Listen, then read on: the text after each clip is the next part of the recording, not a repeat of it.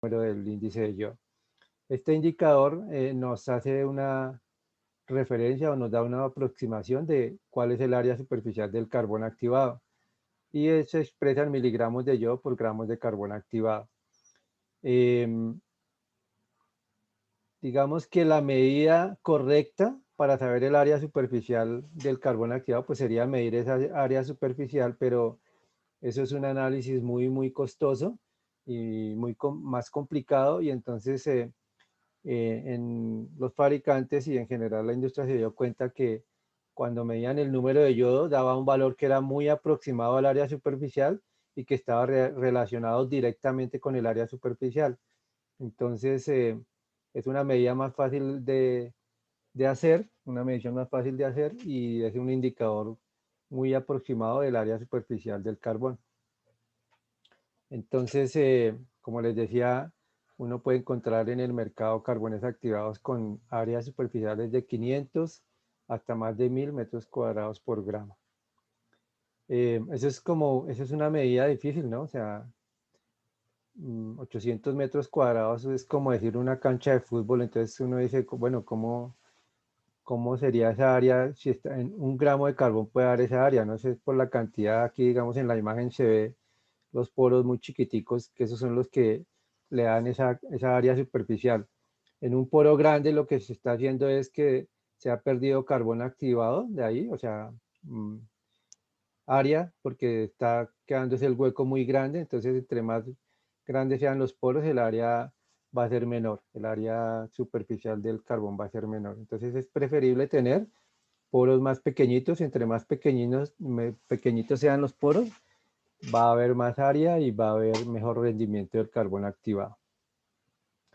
El índice de yodo también entonces puede servir para ver el grado de saturación del carbón. Si se pudiera hacer un ensayo, se toma una muestra del carbón activado después de un tiempo de operación y se mira cuál es el índice de yodo y se compara con el inicial. Normalmente si el índice de yodo ya ha bajado 50% con respecto al valor inicial, normalmente ya se recomienda cambiar el carbón activado.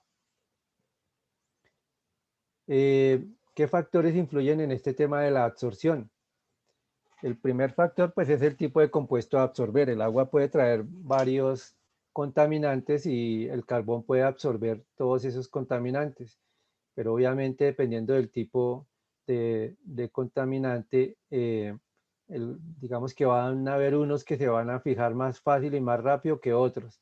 Entonces son mejor los de alto peso molecular, es decir, los de más alto peso molecular y de baja solubilidad se van a fijar mucho más rápido en la superficie del carbón activado.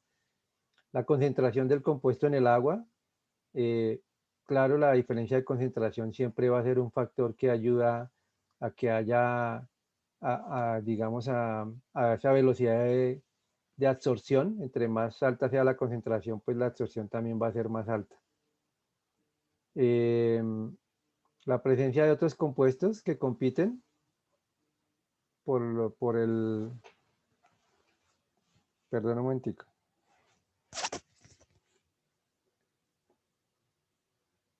Un momentico.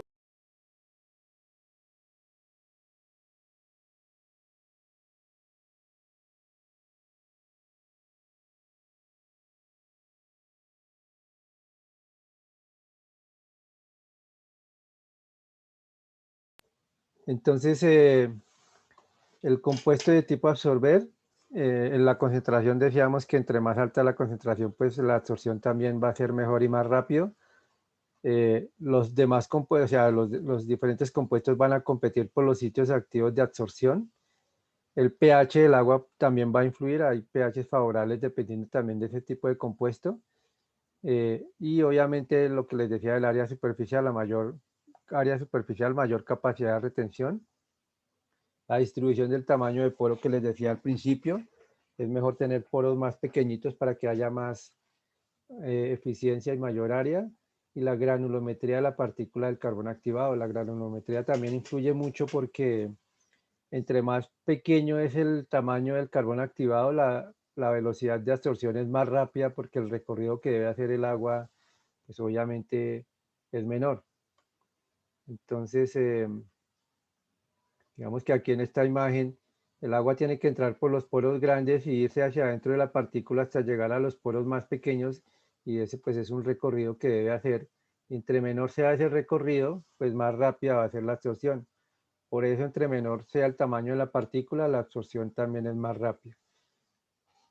Ahí lo que hay que tener en cuenta es que puedo mejorar la velocidad de absorción, pero la caída de presión en el filtro va a aumentar. Entonces hay que encontrar como un equilibrio entre esas dos variables para cuando se hace el diseño de los equipos. Aquí está una imagen de cómo funcionaría en un filtro. Normalmente el carbón activado granulado se coloca dentro de un filtro. Eso sería un equipo de lecho fijo. El lecho está fijo dentro del filtro y el agua se hace pasar de arriba hacia abajo en el filtro. Obviamente al principio las partículas de la superficie del lecho son las que van a comenzar a trabajar y las que se van a saturar primero, y a medida que se va avanzando hacia abajo en el filtro, pues se va a ir saturando la cama de carbón, digámoslo así. O sea que va a haber ahí como una curva de saturación. Aquí en la gráfica de abajo se ve, al principio pues está muy bien, y después de que ya se comienza a saturar el carbón, la calidad de agua a la salida va a perder pues esa calidad, ya no se van a cumplir los parámetros y va a haber un momento en que se va a salir de los parámetros de control y hay que cambiar el carbón activado. Entonces, una cosa importante en este tema es que uno debería tratar de no revolver mucho la cama de carbón, digámoslo así, porque como les digo, las partículas de arriba son las que se saturan primero y las de abajo son las que van mejorando como esa calidad de agua que hay. Bueno, y el otro, digamos que eso es la absorción. Por absorción se eliminan pues la materia orgánica, los TOCs, los pesticidas, todos esos compuestos orgánicos que pueden venir en el agua. Y en la segunda aplicación por la que se usa mucho el carbón activado es la declorinación, o sea, la eliminación del cloro libre que viene presente en el agua potable. Entonces, pues obviamente el cloro es importante en el agua potable para que se mantenga su calidad microbiológica, pero ya cuando vamos a usar el agua en la industria, eh, el cloro ya puede presentar un problema y es necesario, dependiendo del proceso, eliminar el cloro, o dependiendo también de los equipos. Si se va a pasar el agua por resinas de intercambio iónico, los oxidantes, incluyendo el cloro, dañan las resinas, las degradan. Si voy a usar un equipo de ósmosis inversa, el cloro también daña las membranas de ósmosis inversa. Entonces, antes de esos equipos, debo colocar un filtro de carbón activado para eliminar el cloro. Bueno, ese es uno de los métodos para eliminar el cloro. Y ya les decía al principio, cuando yo elimino cloro también igual va a haber una mejora en la calidad de sabor y olor del agua. El cloro también se puede eliminar o se debería eliminar cuando uno toma esa agua, ¿cierto? Porque el cloro es para proteger al agua, pero por ser un oxidante también nos puede afectar. Entonces, muchos equipos de restaurantes o de pequeños de cocinas traen filtros de carbón activado para remover ese cloro que en teoría es tóxico para nosotros. Bueno, el cloro libre se remueve principalmente mediante una reacción catalítica. Entonces, hablábamos de que los orgánicos son retenidos por absorción, o sea, esos materiales se van fijando en la superficie del carbón. En el caso del cloro, el principal mecanismo es una degradación del cloro libre o una reducción en donde el cloro se pasa a la forma cloruro, pero el carbón no interviene en la reacción, sino que es solo como un catalizador. Quiere decir que el cloro libre no saturaría el carbón activado porque no está depositándose en la superficie, sino que simplemente el carbón está sirviendo de catalizador para que eh, el cloro haga esa conversión a cloruro.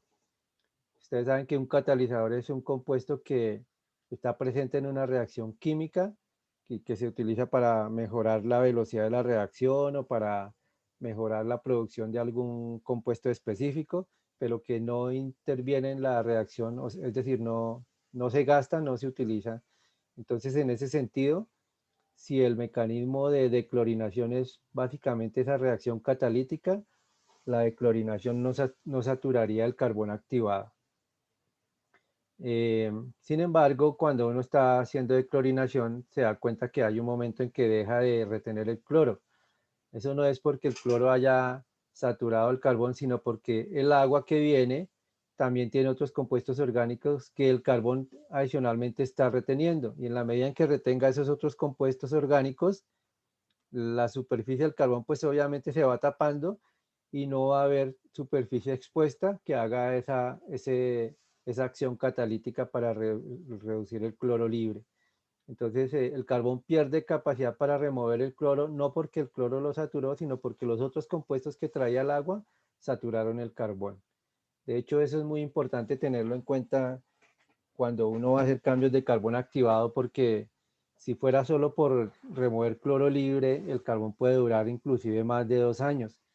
Pero como el carbón está reteniendo también otras sustancias que son orgánicas o que pueden causar eh, daños o que pueden inclusive generar contaminación biológica, eso ya pasa antes de 1 año. Normalmente recomendamos que el carbón sea cambiado cada año, básicamente por esa retención de orgánicos que hace el carbón, a pesar de que todavía esté declorinando.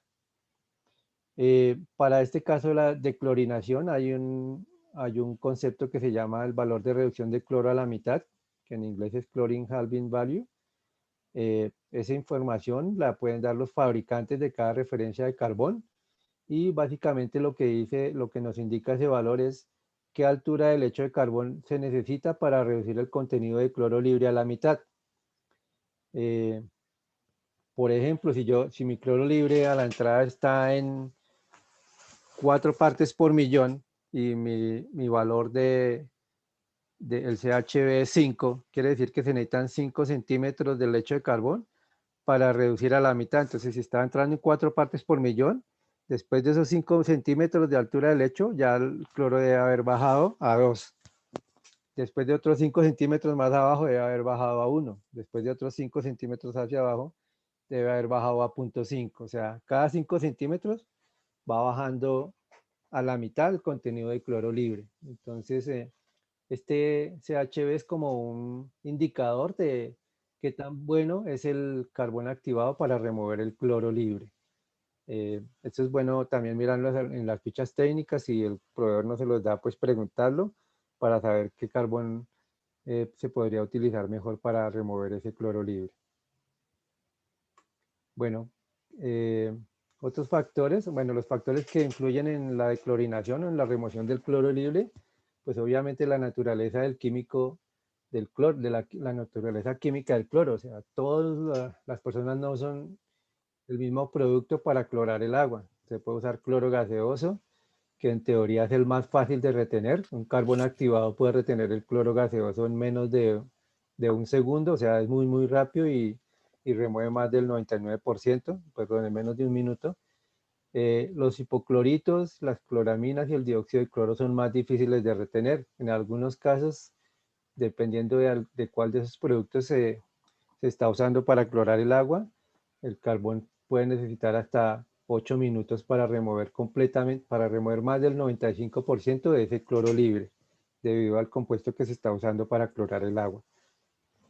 Entonces eso es importante también. El carbón no va a funcionar igual dependiendo de qué producto se ha usado para clorar el agua. Eso también lo deben preguntar, porque a veces comparan los carbones y por qué allí me funcionó y aquí funciona diferente, porque aquí se demora más, es porque el, el químico usado para clorar el agua fue diferente y es más difícil de retener. Otro factor que influye en la remoción de cloro libre es el tamaño de partícula del carbón. Como les decía antes, aquí funciona lo mismo. Entre más pequeña es la partícula, la declorinación también es más rápida. Dicen que, digamos, nosotros vendemos carbón de 8x30, de malla 8x30, pero si uno usa de 12x40, que es una malla más fina, el carbón va a remover, el cloro va a ser removido más rápidamente. Sin embargo, hay que tener en cuenta que la caída de presión va a aumentar en ese caso. El pH del agua también influye influye en esa remoción de cloro libre. A mayor pH aumenta la altura del lecho necesaria para hacer la remoción. O sea, el CHB que les decía antes es mayor. La temperatura del agua, a mayor temperatura mejor porque se hace la reacción mucho más rápida. Y también lo que les decía, hay otros compuestos en el agua a tratar que si van a ser adheridos a la superficie del carbón, van a interferir con la declorinación, o sea, van a hacer que la capacidad de clorinar sea menor, ya que el carbón está reteniendo esos otros compuestos que vienen en el agua a tratar. Y obviamente las velocidades lineales, ¿no? Entre más rápido pase el agua, o sea, entre más caudal use para un filtro determinado, pues la capacidad, la velocidad de retención va a ser menor o voy a necesitar más altura, digámoslo así, para remover el cloro libre. Digamos que estos son los factores principales para tener en cuenta cuando estoy haciendo declorinación. Hay que tener en cuenta todos estos factores porque eh, todo eso influye en la remoción del cloro libre. Cuando hay un problema, entonces que el carbón deja de retener cloro libre, hay que analizar cada uno de estos factores a ver cuál es el que está afectando más. Nosotros entonces en stock aquí tenemos Hidrafin 30N, que es la marca de Donao Carbon. Es un carbón de origen bituminoso, granulado, de malla 8×30. Malla 8×30 quiere decir que las partículas van desde 0.6 milímetros hasta 2.36 milímetros. Este carbón cumple con todos los requerimientos, como les dije, es de una firma alemana, entonces ellos son muy cuidadosos con este tema de las regulaciones, tiene aprobación para uso en agua para bebidas, la densidad del carbón es 470 kilogramos por metro cúbico y el índice de yodo tenemos dos presentaciones o dos referencias, uno que es índice de yodo 1000 y otro que es índice de yodo 800. Entonces, como les decía al principio, el índice de yodo lo que nos dice es el área superficial disponible para la absorción, entonces entre mayor área, en teoría el carbón va a durar más tiempo. Quiere decir que el de yodo 800 duraría menos tiempo y también pues es más económico en el precio que ofrecemos. Este es el Hidrafin 30N, carbón de origen bituminoso. Y también tenemos Hidrafin CC 8×30, que es cáscara de coco. El anterior era origen mineral bituminoso, este es origen vegetal de cáscara de coco. También cumple con todas las regulaciones, también tiene certificado para uso en agua potable. La granulometría es la misma que la del Hidrafin 30N, o sea 8×30, y la densidad sí es un poquitico más alta. El índice de absorción o el índice de yodo es mayor a 1000, es un poquitico más alto que el del Hidrafin 30N. Si uno comparara estos dos productos, el Hidrafin 30N y el Hidrafin CC 8×30, tiene mejores especificaciones el de cáscara de coco, tiene mayor índice de yodo, tiene mayor resistencia física, digámoslo así, y además tiene más cantidad de microporos, y decíamos que entre más cantidad de microporos, el carbón va a hacer mejor retención, y por eso este carbón de cáscara de coco es más costoso, pero es de mucha mejor calidad. Si hablando de clorinación, si yo quiero escoger entre estos dos, yo escojo el de cáscara de coco que hace mejor de clorinación que el 30N. Bueno, una pregunta frecuente es cómo ponemos en operación un filtro o cómo hago para cambiar el lecho de carbón cuando ya se me ha saturado. Entonces, aquí damos unas recomendaciones. Nosotros, lo primero es el tema de seguridad industrial. Ustedes saben que el carbón activado absorbe el oxígeno del medio ambiente. Entonces, una vez supimos ahí de un evento que pasó con algún cliente que los operarios, el filtro era muy grande de carbón activado y cabía una persona dentro del filtro y la persona se metió con carbón activado ahí, obviamente tuvo problemas respiratorios. porque el carbón está absorbiendo el oxígeno del medio ambiente. Entonces, si alguien va a entrar en un filtro que tiene carbón activado, tiene que utilizar un sistema de, de oxigenación propia, digamos, un tanque de oxígeno, algo que le dé para respirar, porque no va a haber oxígeno disponible dentro del filtro si la gente, si el personal está adentro. Entonces es muy, muy importante tener eso en cuenta para, para la seguridad industrial. Lo primero que recomendamos, obviamente, después de sacar el carbón activado, o si es un filtro nuevo, pues que revisen todo el sistema interno, que las boquillas estén bien, que los distribuidores estén bien, todo el sistema hidráulico esté funcionando. Si si el agua que se va a usar ahí es para uso potable o para bebidas, se recomienda que se haga desinfección primero del filtro y de la grava que se va a colocar en el fondo. Se recomienda a veces colocar grava en la parte inferior hasta que cubra el distribuidor inferior.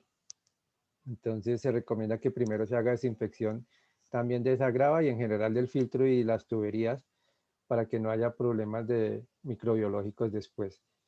Luego llenamos con agua el filtro hasta un 25% y comenzamos a agregar el carbón activado. Hay que utilizar protección respiratoria, mascarilla, porque obviamente el polvillo que viene ya de fábrica es bastante al comienzo, entonces hay que usar protección respiratoria y llenar el filtro con carbón activado. La idea es que el agua siempre esté tapando la cama del lecho de carbón, entonces si se ve que ya el agua quedó muy abajo, pues se le agrega más agua. Y llenarlos básicamente hasta el 50% de altura del filtro de carbón activado para que tenga espacio para hacer el retrolavado. El filtro se llena después de que ya se colocó todo el carbón, el filtro se llena con agua completamente eh, y se deja humectando el carbón por lo menos 8 horas, entre 8 y 24 horas. Hay que dejar el filtro quieto porque pues obviamente el carbón viene seco y como les digo, el carbón tiene canales internos donde va a quedar aire ocluido y la idea es que el agua ingrese hasta esos puntos donde hay aire y pues saque todo el aire. Entonces se recomienda dejar por lo menos 8 horas humectando el carbón. Después de esas 8 horas o al otro día se drena el agua justo hasta la superficie del carbón, o sea, hasta que tape el lecho de carbón para que permita salir esas burbujas que todavía quedaron. Y luego recomendamos hacer un retrolavado. Este primer retrolavado es muy, muy importante porque el retrolavado en cualquier filtro, en cualquier lecho filtrante es muy importante para la vida y operación y el funcionamiento correcto y eficiente de los lechos filtrantes. Entonces, se recomienda hacer el retrolavado a una velocidad lineal de 10 metros por hora. eh, y digamos que en un filtro grande es fácil mirarlo, si se puede, se abre en la parte superior del filtro y se comienza a hacer el retrolavado para ver cómo va subiendo o cómo se está expandiendo el lecho. La idea es que el lecho se expanda entre el 20 al 25% eh, y hay que mirar que el caudal que yo estoy usando para el retrolavado sea suficiente para hacer esa expansión, pero que no sea tan alto que el carbón se vaya a ir por la parte, por la tubería hacia el desagüe. Normalmente los filtros de carbón en la parte de arriba no tienen distribuidores o boquillas. En los tanques de Polyglass tampoco deberían tener boquillas porque las boquillas normalmente tienen ranuras de 0.3 milímetros y cuando hace el retrolavado si es muy fuerte y el carbón llega a las boquillas, como son partículas, granulitos se van incrustando en las ranuras y van tapando la boquilla. Entonces, eso va a hacer que los posteriores retrolavados cada vez sean más deficientes porque si se tapa la boquilla, pues obviamente no va a poder salir lo que queremos que salga cuando se hace un retrolavado. Entonces, la importancia de este primer retrolavado es encontrar cuál es la velocidad óptima para que el carbón se expanda hasta el 25%, pero que no se vaya al desagüe por la tubería superior. Y deberían revisar cuál es ese caudal para que de ahí en adelante se comience a, a manejar ese caudal. Ese caudal digamos que en teoría se lo puede dar el proveedor. Normalmente hay unas curvas de retrolavado y si yo quiero retrolavar el 25% en la curva, se mira cuál es la velocidad lineal requerida para eso.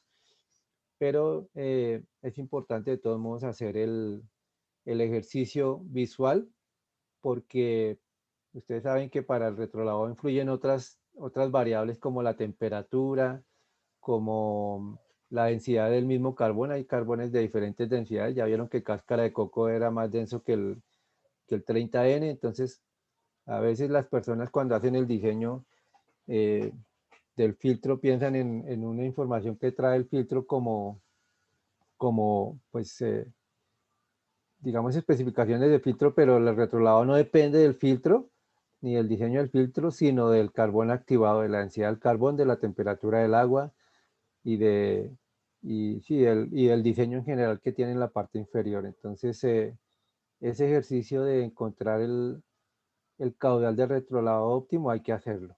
Es muy, muy recomendable que se haga eso al principio, que ese valor se fije para los retrolavados posteriores. Después de que se ha hecho ese retrolavado, la primera vez se recomienda que se haga con más o menos 1 hora. Igual se va a ver en el desagüe cuando el agua comience a salir clara, pero se recomienda que ese primer retrolavado sea aproximadamente 1 hora. Los retrolavados posteriores van a ser ya de 15 minutos, 10, 15 minutos. Después de que se hace el retrolavado, se deja entrar agua por la parte superior. En teoría, como estoy haciendo retrolavado, el filtro quedó lleno, entonces pues lo cerramos y abrimos el paso de entrada de agua a tratar y comenzamos a operar el filtro. Inicialmente puede que el agua también tenga color negrito porque hay algunos finos que quedaron retenidos y van a salir por la parte de abajo. Entonces esa parte inicial, ese volumen inicial de agua, es posible que sea necesario pues desecharlo hasta que vuelva a salir clarita el agua. En algunos casos el pH molesta, digámoslo así, o es incómodo. Si vieron, la activación del carbón activado es una oxidación. Entonces estos óxidos que quedan de la activación después, cuando se producen hidróxidos entonces en muchos carbones activados el pH,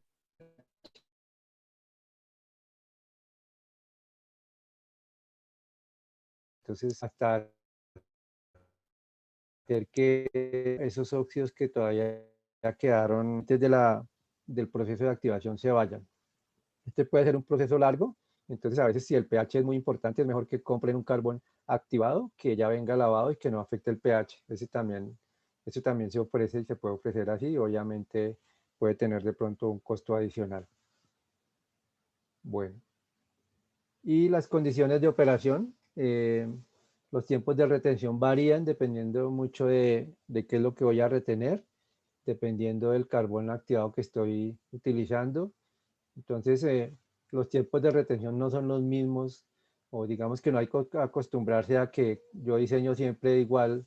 Cuando yo ofrezco un filtro de carbón activado, tengo los mismos parámetros, porque depende mucho del origen del carbón activado, de la granulometría del carbón activado, ya todos los parámetros que les dije anteriormente que afectan la absorción y la declorinación. Entonces, por eso los tiempos de retención pueden variar entre 4 y 10 minutos. Y las velocidades de paso entre 18 a 20 metros por hora, más o menos, digamos que es una velocidad promedio que se puede utilizar. Los retrolavados, ya hablamos de 20 a 25% de expansión cada 3 días por lo menos, o si la caída de presión es mayor a 10 psi, se recomienda entonces hacer el retrolavado. Entonces, yo lo tengo programado 3 días, pero si al siguiente día ya se subió la caída de presión a más de 10, pues es un indicador de que de pronto se están pasando algunos sólidos o algo y están haciendo que el carbón se comience a compactar. Entonces, esta es, digamos, una parte importante o una de las importancias del retrolavado es sacar todos esos sólidos que de pronto se están acumulando y que pueden afectar la operación del equipo, o la misma materia orgánica también con el tiempo va formando una capa sobre la superficie del carbón. Y si no se hicieran retrolavados, esa capa puede llegar a presentar compactación. Con algunos clientes nos ha pasado que el carbón se les ha compactado y es porque nunca hacen retrolavado. Entonces es importante, es muy, muy importante siempre hacer retrolavado, por lo menos cada 3 días o con el diferencial de presión. El tiempo de uso para clorinación es varios años, como les decía al principio, pero digamos que siempre cuando es para agua potable se recomienda hacer el cambio cada año para evitar problemas microbiológicos. Ustedes saben que después de que ya haya una contaminación de un equipo, es muchísimo más difícil eliminar la contaminación. Entonces es preferible hacer ese cambio cada año. Aquí hay una comparación del chlorine half value, o sea, para declorinación, de las referencias que nosotros manejamos. Nosotros tenemos hidrafin 30N, que es malla 8x30, hidrafin 40N, que es malla más pequeñita, 12x40, y hidrafin CC 8x30, que es malla 8x30, pero que es de origen de cáscara de coco. Entonces, entre menor sea el valor, quiere decir que el carbón es más eficiente en la remoción del cloro libre. En este caso, entonces, el hidrafin 30, CC 8x30 sería el más eficiente para cuando son casos de declorinación. Ahí se vería. Igual se puede usar el 30N, ¿no? Pero si queremos tener eficiencia, pues el CC 8x30 es 2.5 veces más eficiente que el hidrafin 30N. Bueno, eso es lo que tenía para contarles. Es una información muy general. Ya información muchísimo más específica también se tiene. Tenemos documentos, entonces si alguno necesita, con gusto podemos enviarle esa información al correo. Entonces, no sé si hubo preguntas, Angélica, si me ayudas a mirar a ver qué. Ah, Jordan. Hola, hola a todos. Sí, hay una pregunta y preguntan qué parámetros se deben tener en cuenta cuando se diseña un filtro de carbón activado para un agua de 10 grados centígrados a 38 grados centígrados. ¿Cómo así de 10 grados a 38? Ese es el rango de temperatura que tiene el cliente. Bueno, digamos que lo primero, digamos que para esas cosas puntuales hay que mirar cuál es la aplicación, ¿no? Si es de clorinación o absorción, pero básicamente vimos que la temperatura mejora el tema de absorción y mejora la de clorinación. Sin embargo, la temperatura sí afecta es la velocidad del retrolavado.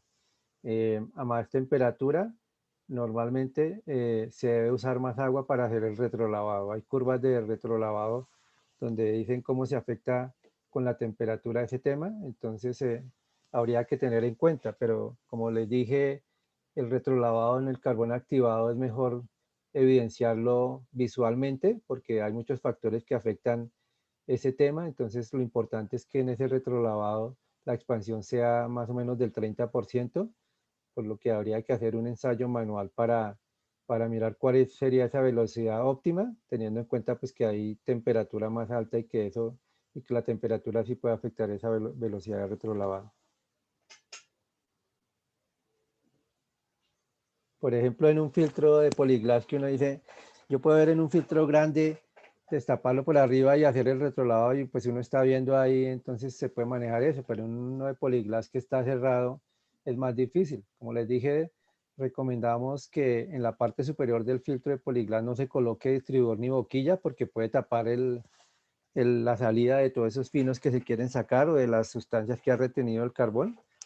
Entonces se quita la boquilla, pero deberíamos mirar en la salida del desagüe el momento en que comience a salir carbón y parar ahí y mirar que ese momento, esa velocidad de retrolavado está muy alta. Y deberíamos graduarla de tal forma que por ahí no salgan partículas de carbón. Digamos que eso sería como la forma de mirar cuál es la velocidad de retrolavado óptima en un filtro de poliglass que está cerrado y que uno no lo puede ver por dentro. No sé, Tenemos otra pregunta que dice, buenos días, ¿cómo se puede medir el índice de yodo para verificar el estado del carbón? ese es un parámetro eh, que hacen en laboratorio, pues si quieres, nosotros les podríamos enviar el procedimiento, pero digamos que ahorita no tengo los detalles del ejercicio, pero le podemos enviar el documento a la persona. No sé si eso lo puede hacer uno fácil o qué elementos se necesiten. Pero básicamente lo que se hace es tener un conteo inicial de contenido de yodo en el agua y después medir ese contenido de yodo después de pasar esa agua por el filtro a la salida, se toma otra muestra y se mide cuánto disminuyó en el contenido de yodo y uno saca ahí cuál es el valor de retención de yodo. Ese es básicamente el ejercicio. Pero ya los detalles se los podemos enviar al correo. Pero es básicamente ese es el ejercicio, ¿no? Se coloca una cantidad de yodo conocida al agua que voy a tratar, paso el agua por el filtro, tomo una muestra a la salida y mido cuánto yodo fue retenido. Ese índice de yodo se da en miligramos y entonces de acuerdo a esos miligramos retenidos pues sale ese valor que decíamos ahí de índice de yodo. Listo. Siguiente. ¿Cuál es el rango de pH en que en que se mejora la eficiencia del uso del carbón? El pH, como les decía, en el caso del, de la retención de cloro, depende del compuesto. Espere, yo reviso aquí un... Bueno, mientras Juan encuentra el documento, quiero comentarle a todos que sí, vamos a enviar un resumen de la capacitación y a los datos de contacto con los que se inscribieron a la charla y las respuestas que no alcancemos a responder, vamos a dirigirlas también en un resumen con la presentación para todas las personas que nos están preguntando si vamos a dar como las memorias o la presentación como tal, ¿listo? Y adicional vamos a enviarles una encuesta a todos con ese resumen. Es simplemente para verificar cómo les ha parecido este tipo de capacitaciones. La idea es que podamos seguir hablando acerca de todos nuestros productos. Entonces, es importante que por favor nos puedan ayudar respondiéndonos. Es muy cortica. Entonces, es simplemente como para tener el control de este tipo de charlas. No damos certificación, esta es una charla que nosotros damos simplemente gratis eh, como un adicional para todos nuestros clientes, pero no emitimos ningún tipo de certificación sobre esta capacitación. ¿Listo? Los que están preguntando también acá por el chat. Bueno, aquí en la información dice que en un carbón activado, que el carbón activado es muy efectivo en el caso de la declorinación, removiendo el hipoclorito, que es la forma primaria en que está el cloro en el agua, cuando el pH está por debajo de 7. A pH de 8,5 y más alto, el, eh, ya no existe ese hipoclorito, sino el ion, pues cambia el ion que está presente y ya es menos eficiente el carbón activado. Es decir, que eh, es mejor pH cercanos a 7 o por debajo para el caso de clorinación. Eh, Dice que la caída de eficiencia del carbón, digamos que en el principio cuando está en 7 puede ser 20 segundos, mientras que cuando sube más de 7 puede tardar a más de 3 minutos. O sea, se demora más, digámoslo, haciendo la retención.